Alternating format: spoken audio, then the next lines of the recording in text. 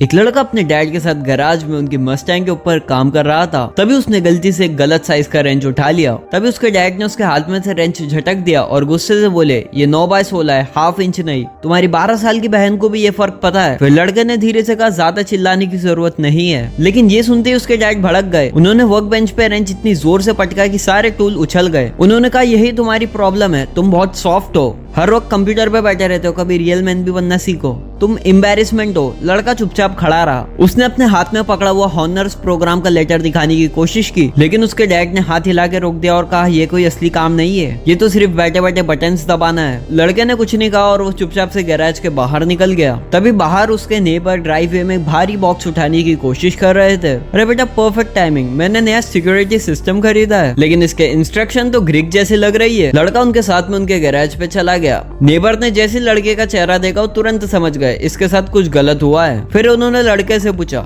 सब ठीक है?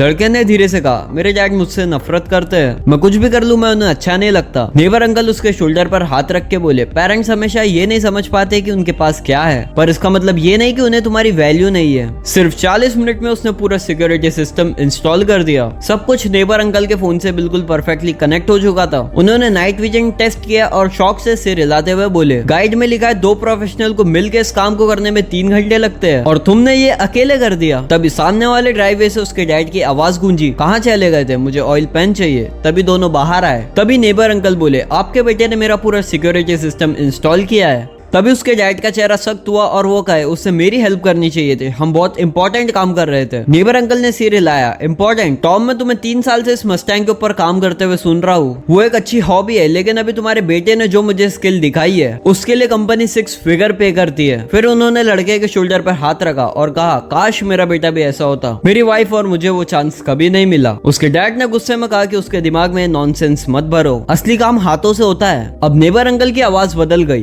टॉम, मैं कंस्ट्रक्शन कंपनी चलाता हूँ और मुझे पता है रियल वर्क क्या होता है। तुम्हारे बेटे में गिफ्ट है और उसे फुल स्कॉलरशिप भी मिल चुकी है, जिसके बारे में तुम्हें पता तक नहीं। ये सुन के उसके डैड शॉक हो गए और बोले, स्कॉलरशिप? तुमने मुझे बताया क्यों नहीं? लड़के ने पहली बार सीधा उनकी आंखों में देखा और बोला, आपने उसे सिटिंग ऑन में बर्ड कह के इग्नोर कर दिया।